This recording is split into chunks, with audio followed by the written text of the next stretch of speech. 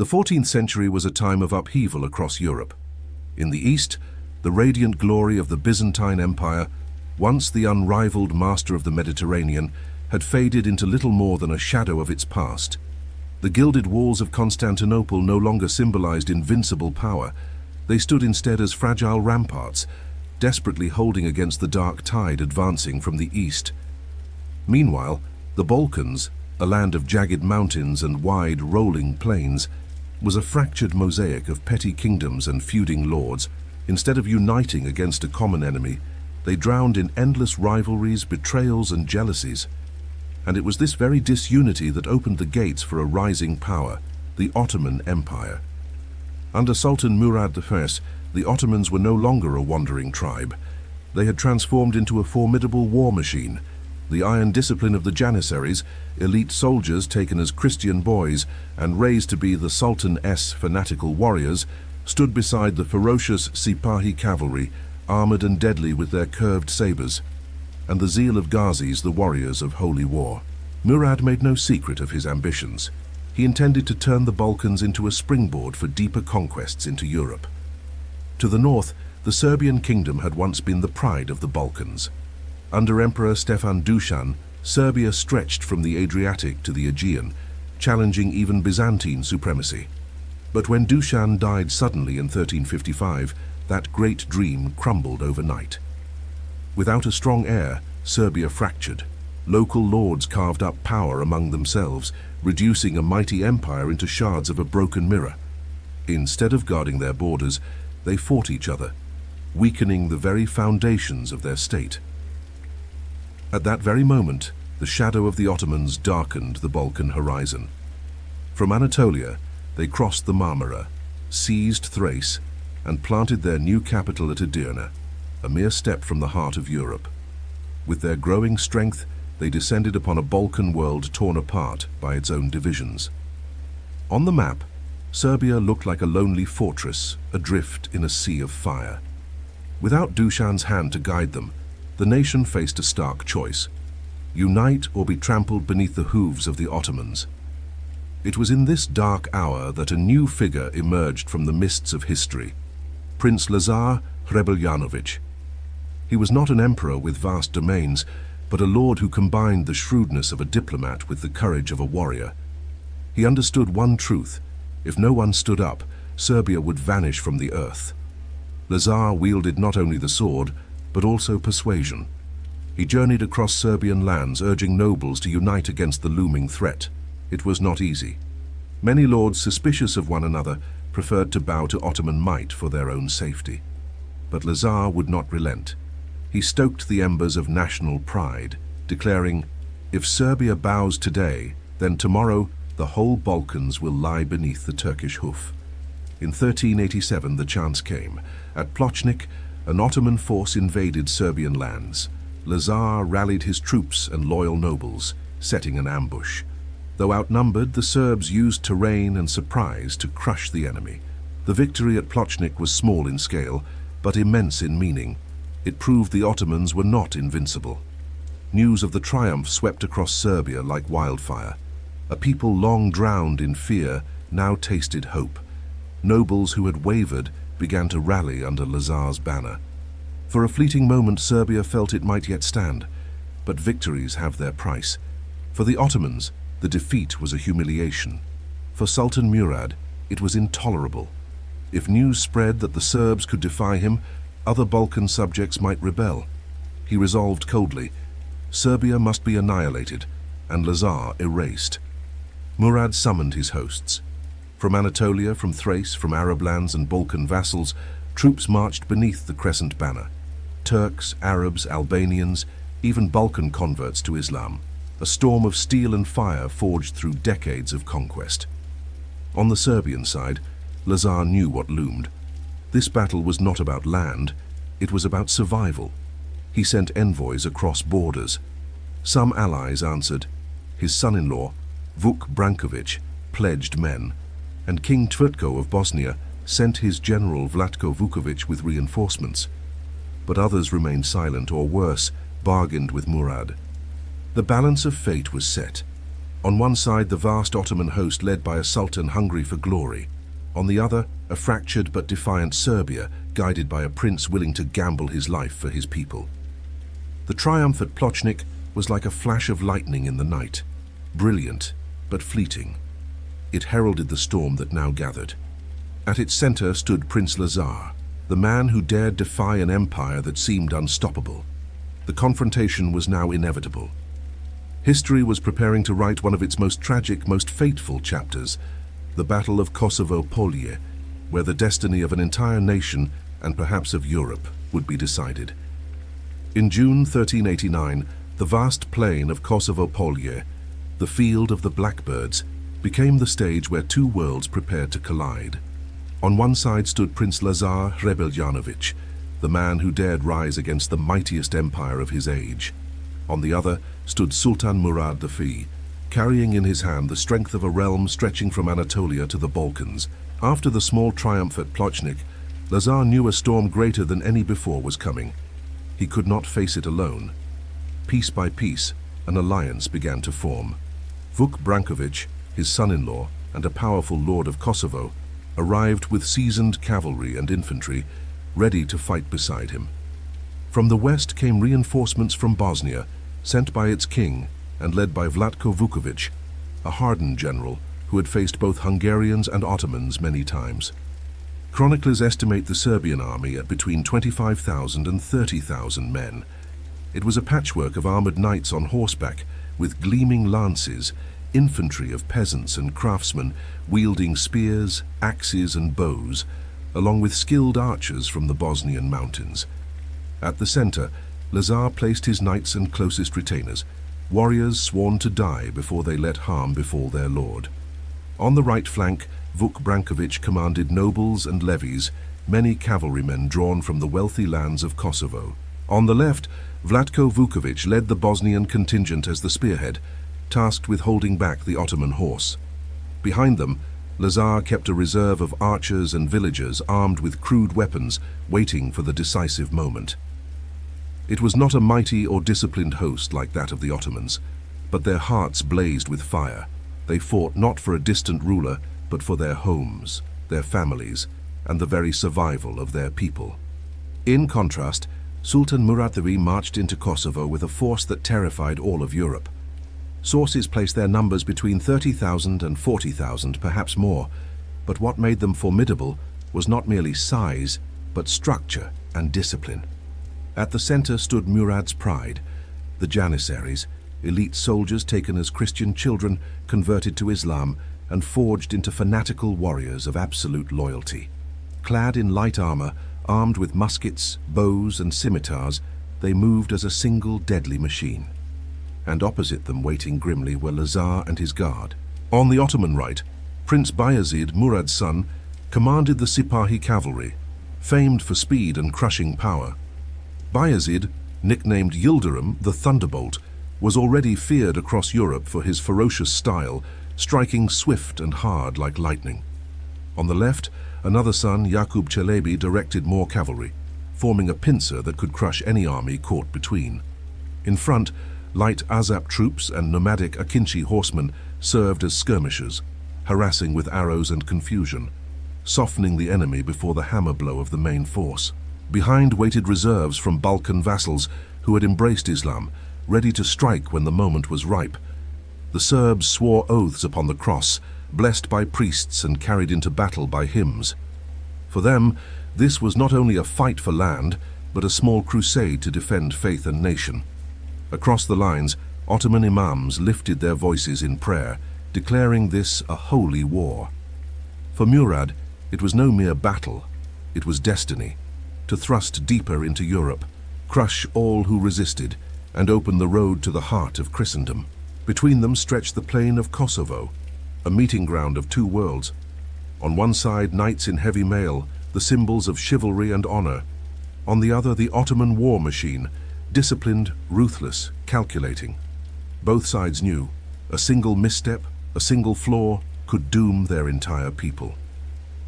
At dawn on June 15, 1389, the sun rose crimson over Kosovo. From afar, the banners of both armies filled the horizon. On one side, the silver cross snapping over steel armor. On the other, the black and red crescent stretching into the distance. The air was suffocating with tension. Serbian soldiers whispered to one another that they might die today. But if they died, it would be in glory. Ottoman warriors, steeled by faith in Allah's will, believed with certainty that they would shatter their foes.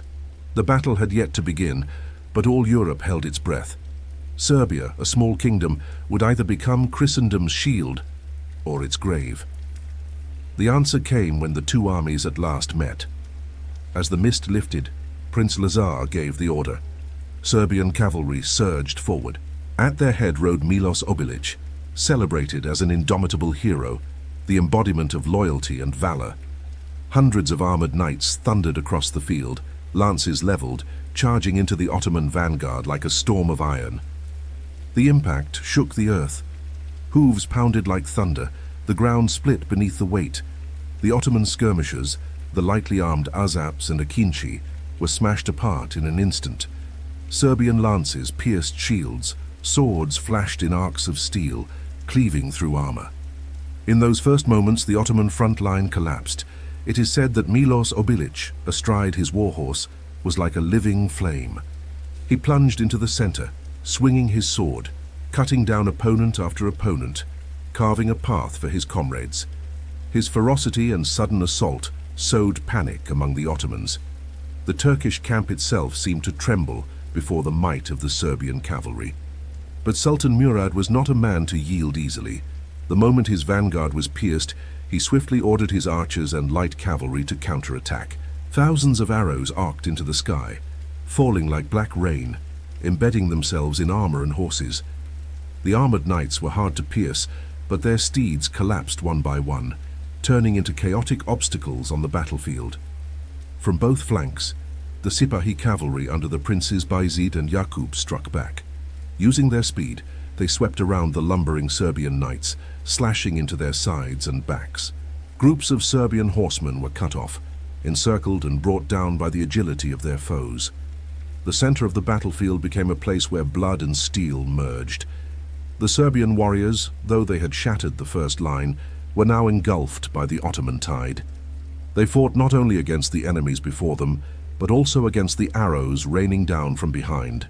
For the entire morning, Kosovo Polje became a vision of hell. Serbia pressed forward in the center, where Miloš Obilić still raged, but the Ottomans held firm with their archers and janissaries, soldiers of iron discipline. Whenever Serbian cavalry tore open a gap, the janissaries locked shields, stood firm, and countered with their curved blades. On the right, Vuk Brankovic's men struggled against Bayezid's cavalry. The thunderbolt moved so swiftly that many Serbian units could not turn in time. On the left, the Bosnian troops under Vlatko Vuković clashed fiercely with Jakub Čelebi's forces. Neither side could claim a decisive advantage. Blood ran in streams, the bodies of men and horses piled into heaps. The clash of steel, the screams of the wounded, the thunder of hooves all fused into a dreadful symphony of war. By midday, both sides were exhausted. Serbia had thrown everything into its initial charge, but now was forced to brace against relentless counterattacks. The Ottomans, though larger and more agile, had suffered heavily from the Serbs' desperate ferocity. The battle hung in balance, a bloody, fragile balance. Though Serbia had not yet collapsed, the slowness of its heavy cavalry became clear. They were gradually surrounded, groups cut off from the main force. Ottoman archers continued to unleash volleys, grinding down Serbian morale. And yet, no one yielded. For Serbia, this was a struggle for survival. For the Ottomans, it was the gateway into Europe. Every man knew that defeat today meant the death of his nation. The plain of Kosovo became a colossal furnace. Every yard of ground was paid for in blood. As dusk began to fall, no side held clear dominance. Serbia had torn through the vanguard, but the Ottomans still stood unbroken. Above the burning horizon, black crows began to gather, as if waiting for the feast of blood that would be the greatest of medieval Europe.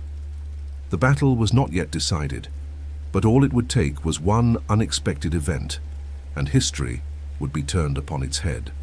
The death of Sultan Murad. On the afternoon of June 15, 1389, as the battle at Kosovo Polje raged in fire and smoke, a moment occurred that would forever scar the memory of Europe and Islam alike. And at its heart stood one man, Miloš Obilić, the Serbian knight whose name would become legend. As hours of brutal fighting passed, the Serbs fell into disadvantage. Their furious opening charge had not broken the Ottoman army. The clash had become a grinding stalemate of fire and blood, and it was then that Obilić made his decision. According to tradition, Obilić had sworn to Prince Lazar that he would prove his loyalty by slaying Sultan Murad, even if it cost him his life. It was no ordinary vow. It was a fateful oath. Many versions of the tale are told. Some say Obilić feigned injury, asking to be taken into the Ottoman camp to surrender. Others claim he led a small band that slipped through, cutting down guards and charging straight into the command tent. But all agree on one point. Somehow, impossibly, he reached Sultan Murad I. Murad, weary after the long day's battle, was surrounded by guards. But before Obilić's ferocity and suddenness, the defenses were pierced. The Serbian knight drew his sword, or perhaps a dagger concealed in his robes, and struck the Sultan. A fatal thrust pierced belly or chest, and in an instant, the mighty ruler of the Ottomans collapsed upon his crimson carpet. He remains the only sultan in Ottoman history ever slain on the battlefield. Obilić could not escape. The moment his blade struck, the guards fell upon him. It is said he fought to his last breath, cutting down many before he was cut to pieces in the enemy's tent. His blood mingled with that of the Sultan, a symbol of ultimate sacrifice. For the Ottomans, Murad's death was a thunderbolt. Soldiers who had believed their Sultan untouchable now saw his lifeless body. Yet in the chaos, Prince Bayezid seized command. With ruthless decisiveness, he ordered the execution of all Serbian captives, stamping out panic and holding the army together. Murad's death transformed Miloš Obilić from a knight into an immortal legend. For the Serbs, he was the embodiment of absolute loyalty, the man who slew the mightiest enemy at the cost of his own life. In folk songs, he is remembered as the light in the darkness, the man who cleansed the nation's shame. Generations of Serbs sang of him in epic verse, portraying Obilić striding into the Ottoman camp like a herald of destiny. His image transcended history to become part of national identity. Better to die in glory than to live in submission. Historians still debate the details of Murad's death. Some claim he fell in the chaos of battle to an anonymous knight, not to an assassin's blade in camp. Others argue that Miloš Obilić was no more than a legend, created to give Serbia a hero. But whatever the truth, the legend outlived fact. Murad's death at Kosovo was more than a military episode. It was proof of the fragility of power, that even a sultan could fall to the knife of a lone knight. In Serbian memory, the story of Obilić became sacred. Kosovo was not only blood and defeat, it was the last spark lit by a single man. Obilić died, but his death became a weapon of spirit, giving strength to generations in their struggle against conquerors. That day, Sultan Murad fell, but history raised up a hero. Amid the blood-soaked fields of Kosovo Polje, Miloš Obilić lives on, a reminder that sometimes one man alone can alter the fate of an empire. The death of Prince Lazar, tragedy and legend. On the evening of June 15, 1389, as the sun sank over Kosovo Polje, the field, already dyed crimson with blood, was no longer a place to decide victory or defeat, but a grave for tens of thousands of souls. The Serbs, after their furious charge in the morning, were now utterly exhausted. Dead horses littered the ground, soldiers staggered in fatigue, and every breath mingled with the stench of smoke and burning flesh. At the center, Prince Lazar Hrebeljanović still stood resolute, commanding with unwavering resolve. He knew his army had suffered too much. The Serbian knights, though brave, were surrounded by endless waves of Sipahi cavalry and disciplined janissaries. As their numbers dwindled, the Serbian line shrank inward, closing like a tightening circle of despair. And then tragedy struck. On the flank commanded by Vuk Branković, Lazar's son-in-law, the Serbian ranks began to falter. Seeing the battle turning hopeless and fearing complete annihilation, Vuk chose to withdraw with part of his force. Some claim it was a strategic decision to preserve men for another day. but in the memory of the Serbian people, that act was forever branded as betrayal. From that moment, the battlefield tilted decisively in favor of the Ottomans. The encirclement tightened.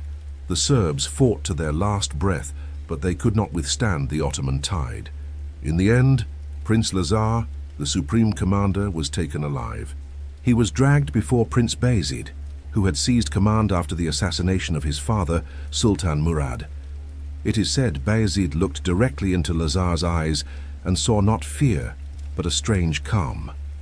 Though his army was shattered, Lazar did not bow, did not beg for mercy. He stood as though he had already prepared himself for destiny. According to Serbian tradition, before the battle, Lazar dreamed of a heavenly messenger offering him two choices. If he chose an earthly kingdom, he would live and win. But his realm would soon perish. If he chose the heavenly kingdom, he and his army would die, yet his name would be remembered forever. Lazar chose the second path, the path of martyrdom.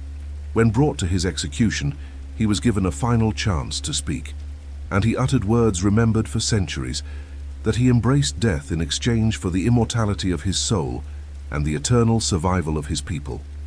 For him, defeat at Kosovo was not an end, but the beginning of another kingdom, a kingdom of faith and memory. Prince Lazar was executed, by beheading or hanging sources differ, within the Ottoman camp. But that death did not dishonor him. On the contrary, it transformed him into a martyr symbol. In the eyes of the Serbs, he was no longer merely a prince, but a living saint, a man who gave himself to preserve the soul of his nation. In Serbian epic poetry, Lazar is called the king who chose heaven over earth. He became the model of loyalty, courage, and unshakable faith. June 28th, Vidovdan, the day of Kosovo's remembrance, would forever be one of Serbia's holiest days, inseparably bound to his name. The death of Prince Lazar left a wound that never healed in the Serbian spirit. They lost their leader, they lost tens of thousands of warriors, yet they gained an eternal symbol. For the outside world, Kosovo was a military defeat. For Serbia, it was a spiritual victory. The image of Lazar, encircled yet standing tall, choosing martyrdom, became the pillar of national identity. It nourished the belief that Serbia was not conquered, that their sacrifice bore meaning beyond the battlefield. In contrast, the retreat of Vuk Branković was cursed by later generations. His name became synonymous with treachery, a dark foil to Lazar's unwavering fidelity. That contrast sharpened the grandeur of Lazar's tragedy. The death of Prince Lazar at Kosovo Polje did not merely close a battle. It opened a living legend where a prince chose death to purchase immortality. He became the torch that guided Serbia through centuries of darkness under Ottoman rule, the emblem of endurance and the sacred conviction that there are values higher than life itself. Thus, Kosovo Polje was not only the field of blackbirds, but also the field of sacrifice, where Prince Lazar chose the heavenly kingdom to be remembered for all time. On June 15, 1389, as night descended upon Kosovo Polje, the battlefield fell eerily silent. The pounding hooves were gone, the clashing swords ceased. Only the moans of the wounded, the cries of night crows, and the suffocating stench of blood rising from tens of thousands of corpses remained. The battle was over, but who, in truth, had won? The Ottomans lost what was most precious, Sultan Murad I, the ruler who had expanded the empire with fire and steel. He became the only sultan in Ottoman history to be slain on the battlefield. His death shook the entire court. Even though Prince Bayezid quickly seized power, a shadow of unease spread through the ranks. The loss in manpower was also staggering. Tens of thousands of Ottoman soldiers perished on the fields of Kosovo, from elite janissaries to the formidable Sipahi cavalry. Fertile plains were turned into vast cemeteries. For any other empire, such a cost would have meant defeat. But on the other side, Serbia too had nothing left to hold on to. Prince Lazar was captured and executed, his army almost wiped from existence. The flower of Serbian nobility, the knights and the noble houses, fell in heaps, leaving behind a kingdom stripped of its defense. Those who survived did not return home in triumph, but with grief and emptiness. Viewed strictly from the battlefield, Kosovo was a fight without a victor. The Ottomans could claim they had stood firm, but they lost their sultan and suffered immense casualties. Serbia could boast that they had slain a mighty king, yet their realm lay ruined, leaderless and drained. It was a tragic paradox. Both sides lost so much that victory itself became meaningless. Though the Battle of Kosovo did not hand the Ottomans a decisive triumph, in the long run, it opened the path to Serbia's downfall. Without Lazar, the nation fractured under the divisions of feuding lords. Its forces destroyed, its people exhausted, Serbia became easy prey for the Ottoman war machine. In the decades that followed, Serbian lands fell piece by piece into Ottoman hands. From a kingdom that once dreamed of Balkan dominance, Serbia became a vassal state, forced to pay tribute in gold, silver, soldiers, and even children, taken through the Devshirme system to feed the Janissary Corps. The fire of Kosovo did not kill Serbia outright, but it burned away its future for centuries to come. And yet, if Serbia lost its strength, it gained something eternal: legend. The Battle of Kosovo was etched into the national soul as a sacred wound. Prince Lazar was sanctified as the martyr who chose the heavenly kingdom. Miloš Obilić became the hero who slew the Sultan, the embodiment of courage. Even the betrayal of Vuk Branković turned into a cautionary tale of cowardice. Folk songs and epic poems carried the memory of Kosovo across the centuries. For Serbs, that defeat became the root of identity. Better to die with honor than to live in slavery. Kosovo also sent a chilling message across Europe. The courts of Hungary, Venice, and even the popes themselves understood that the Ottomans, though bloodied, still had strength enough to sweep through the Balkans.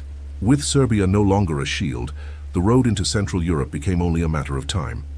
For the Ottomans, Murad's death was framed not as disaster, but as holy sacrifice. When Bayezid succeeded, he took the name Yildirim, the Thunderbolt, and continued the empire's expansion with terrifying speed. Kosovo, instead of stopping the Ottomans, merely slowed them for a moment. Kosovo Polje, the field of blackbirds, became the very image of historical tragedy. A battle where both sides bled, where the blood of Sultan Murad mingled with that of Prince Lazar. None left the field in glory, but all carried wounds that would shape the destiny of an entire region. For Serbia, it marked the dawn of darkness. For the Ottomans, it was a stepping stone to further conquest. But for history, Kosovo 1389 remained proof of a brutal truth. There are battles that yield no victory, only legacies of blood and tears. June 15, 1389, ended with a field drenched in crimson, where both king and sultan lay dead. Yet Kosovo Polje did not die with them. It lived on, not merely as a battle, but as a symbol, an indelible scar in the memory of the Balkans and of Europe. From then on, Kosovo became the place where history and legend intertwined, where national memory was nourished with blood, sorrow, and sacred faith. For the Serbs, Kosovo was not simply a defeat. It was a sacred covenant. In folklore, before the battle, Lazar stood before two choices: an earthly kingdom with fleeting victory, or a heavenly kingdom with immortal death. He chose the latter, and his death became a blood oath for an entire nation. Thus Lazar ceased to be merely a prince. He was exalted as a martyr saint, the man who married death to give birth to eternity. The Serbian Orthodox Church canonized him, making him a model of loyalty to both faith and nation. During Vidovdan, the day of Kosovo remembrance, Serbs spoke his name as a prayer, a flame against forgetting. Beside Lazar stands Miloš Obilić, the knight whom legend says crept into the Ottoman camp and slew Sultan Murad. Whether history confirms it or not, in the Serbian imagination, Obilić became the embodiment of peerless valor, the man who dared to sacrifice himself to bring down the mightiest foe. Centuries later, Serbian children still grew up with the tale of the lone warrior who felled an empire. And then there was Vuk Branković, his name forever cursed with betrayal. In Serbian memory, he was the deserter, the one who delivered his people into the hands of the enemy. Modern historians may debate his actions, but in the collective memory, Vuk is the lesson of cowardice and selfishness, the necessary shadow that made the light of Lazar and Obilić shine brighter. Kosovo, in Serbian remembrance, was not a defeat. It was a national relic, the Jerusalem of the Serbs. There they learned to turn pain into identity, to transform death into an oath of survival. Better to die in honor than to live in chains. On the other side, the Ottomans told a different story. Sultan Murad I, who fell at Kosovo, was praised not as a fallen ruler but as a martyr of jihad, shahid. In Ottoman epic tradition, his death was seen as a noble sacrifice, a sign that Allah blessed the cause of conquest. Murad became the only sultan ever to fall in battle, and that alone wrapped his name in legend. His tomb at Kosovo, said to contain the sultan's innards, became a holy site of Islam, drawing pilgrims for centuries. For the Ottomans, Kosovo was not a defeat, but a sacred stepping stone paving the way for future generations. His son Bayezid Yildirim at the Thunderbolt succeeded him on the battlefield itself, transforming loss into momentum. Under Bayezid, the empire continued its expansion, affirming that Kosovo, far from halting the Ottomans, was merely the beginning of their Balkan dominion. For the rest of Europe, the news from Kosovo spread like a tolling bell. They heard that both Sultan and Prince Lazar had died, but Serbia had collapsed. It was a cold reminder that the final barrier of the Balkans had shattered. Courts in Hungary, Venice, and Rome understood that a door had been flung open for the Ottomans to march deeper into Central Europe. And indeed, within the following century, Ottoman armies reached the very gates of Vienna, sowing terror across the continent. In Western eyes, Kosovo marked the beginning of Ottoman rule over the Balkans, an era of blood and fire. Across the centuries, Kosovo ceased to be just a battle. It became a cultural symbol. In Serbian folk songs, the stories of Lazar, Obilić, and Branković were sung as tragic epics. Monks recorded the legends, weaving them into the sacred scripture of the nation. In art, paintings and frescoes immortalized Obilić striking down the Sultan, or Lazar standing proudly before death, endless sources of inspiration. In politics, Serbian leaders centuries later still invoked the spirit of Kosovo as a rallying cry for unity and sacrifice. For the Ottomans, the memory of Murad became imperial pride. For Europe, Kosovo was a warning about the fragile boundary between survival and ruin. Perhaps no battle in history left behind a legacy so paradoxical as Kosovo. It yielded no clear victor, yet gave birth to legends that shaped the fate of an entire region. For Serbia, it was the birth of a myth of martyrdom. For the Ottomans, it was the tale of a sultan who sacrificed himself for holy war. For Europe, it was the alarm bell of an Eastern menace. Kosovo testified that sometimes history does not need a victor. It needs only a battle large enough to turn blood and tears into legend, to transform a field into the sacred heart of a people. Even today, more than 6 centuries later, Kosovo has never left the collective memory. For Serbs, it is the symbol of sacrifice and identity. For Muslims, it is the resting place of a martyr. For Europe, it is the beginning of a dark age. The Battle of Kosovo not only preserved Serbian memory, but also shaped the interaction between East and West, between Christianity and Islam, between freedom and conquest. It is the story of a small nation facing a vast empire, where death became immortality, and where defeat turned into the foundation of faith. Kosovo Polje, the field of blackbirds, is therefore not merely a place. It is an immortal symbol, proof that memory and myth can be stronger than military victory. It was there that history itself veered onto another path, a path that still echoes to this day. The Battle of Kosovo in 1389, viewed through the lens of military strategy, was nothing more than a bloody stalemate without a decisive winner. Yet in the deeper course of history, it became an immortal symbol, transcending the limits of a single clash. Out of that defeat, Serbia forged its national identity, while Europe received a warning that would echo for centuries. For Serbia, Kosovo was not an end. It was the beginning of a collective legend. A small nation standing before a vast empire chose death over surrender. Prince Lazar, with his choice of the heavenly kingdom over an earthly throne, became the model of sacrifice. Miloš Obilić, daring to charge into the enemy camp to assassinate Sultan Murad, was remembered as the embodiment of courage. In popular memory, the defeat at Kosovo was never told as collapse, but as a spiritual triumph. The Serbs learned to take pride in having fallen with honor rather than lived in chains. Songs, legends, and epics about Kosovo passed from one generation to the next, instilling in the young the belief that their very identity was born from sacrifice.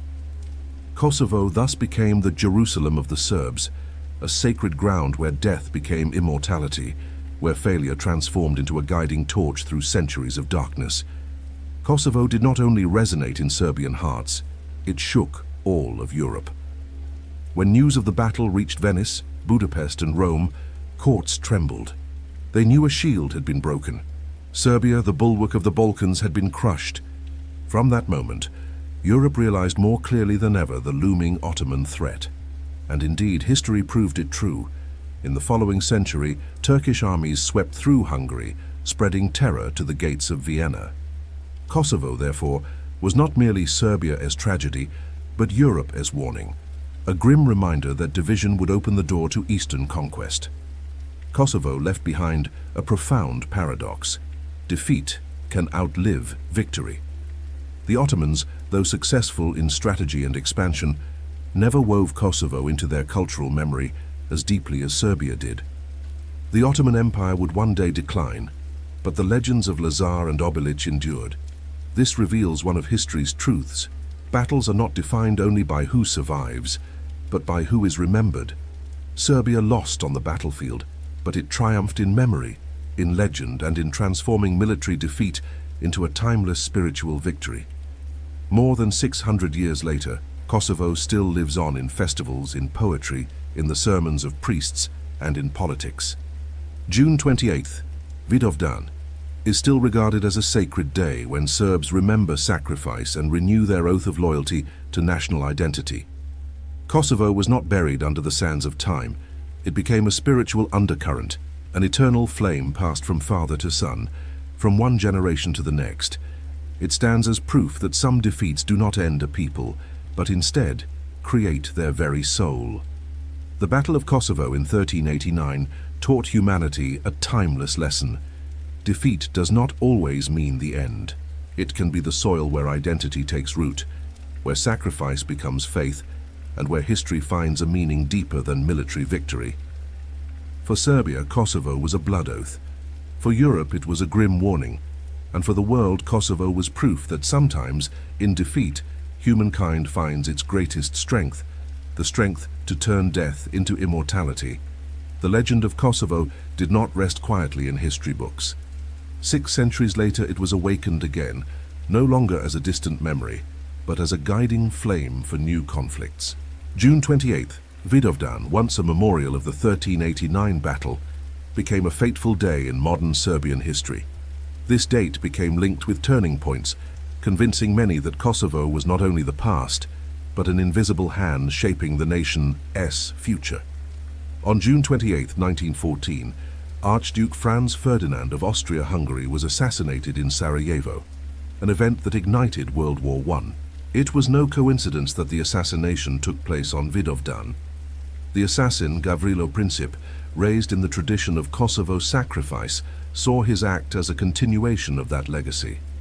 Kosovo, from a battle, had become a political symbol. It showed how history could be wielded as a weapon, how memory could be turned into a tool for larger ambitions. In World War II, the memory of Kosovo lived on in songs and stories whispered among Serbian soldiers as they faced fascist forces. Once again, the spirit of better to die with honor than live in shame was invoked, as proof that Serbs had been forged at Kosovo Polje and would never yield to invaders. By the end of the 20th century, Kosovo once again became the epicenter of Balkan tragedy. The Yugoslav wars, the collapse of the Federation, and the bloody conflicts of the 1990s turned Kosovo into a battlefield once more. This time, the memory of 1389 was not only heard in churches but echoed in political speeches, raised as a banner of justice to stir the people. Serbian leaders, especially Slobodan Milošević, exploited the image of Prince Lazar and the Battle of Kosovo as tools of propaganda. In his 1989 speech at Gazimestan, marking the 600th anniversary of the battle, Milošević proclaimed the vow that Kosovo will never be abandoned, instilling in millions of Serbs the belief that they were carrying forward the path of their ancestors. But this same invocation fanned tensions with the Albanian community in Kosovo, who saw the land as their own ancestral home. And once again, Kosovo was drowned in blood. The Kosovo War of the late 1990s, with NATO intervention, turned this land into a bleeding political wound that remains open today. For Serbs, the loss of Kosovo meant the loss of their national Jerusalem. For Albanians, it became the symbol of reclaiming self-determination.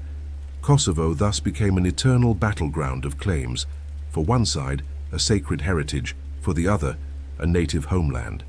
And in between, the international community witnessed the bitter truth that historical myths, when revived in the modern age, can turn into endless conflict and hatred. What makes Kosovo unique is not only what happened in 1389, but how that memory refuses to rest. It lives in every song, every Vidovdan liturgy, every political speech, every new war. It proves that some legends are too powerful to die, capable of crossing the boundaries of time, illuminating faith while burning reality. Kosovo, therefore, is not just a field in history. It is both a curse and a miracle, nourishing national spirit while trapping the region in a cycle of memory. From 1389 to 1914, from World War II to the Yugoslav wars, Kosovo has always loomed as an unshakable shadow. It proves that legend can be stronger than the sword. A battle may end in a single day, but its memory can determine the fate of centuries. Kosovo, therefore, is not only the past, it is the present and perhaps even the future.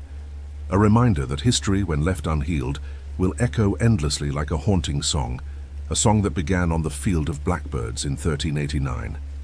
The Battle of Kosovo began as a fight for survival between a small kingdom and a mighty empire.